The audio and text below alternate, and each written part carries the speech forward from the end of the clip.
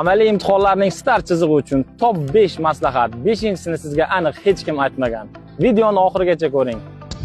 Transport vositasiga o'tirishingiz bilan sizga 40 soniya vaqt beriladi. Shu orada qilinadigan ishlar bilan tanishing. Birinchi navbatda uzatmalar qutisini neytral holatga keltirib, transport vositasini o't oldiring. O'rindiqlar va orqani ko'rsatuvchi ko'zguni o'zingiz uchun sozlang.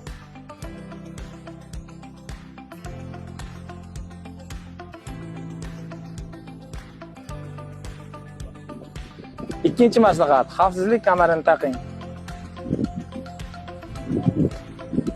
Uchinchi maslahatimiz, albatta burilish chirog'ini yoqing. To'rtinchi maslahatimiz, to'xtab turish tormozi, ya'ni qo'l tormozini tushirib, birinchi uzatmaga oling va ohista qo'zg'aling.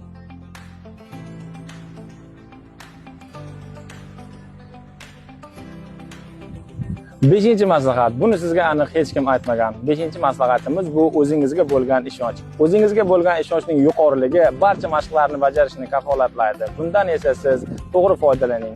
Ruhiy holatingizni yaxshilang, barcha mashqlarga alohida yondashing. Bu esa haydovchilik guvohnomasi olishni kafolatlaydi. Siz albatta haydovchi bo'lasiz. O'zingizga ishoning. Muhimi ishonch.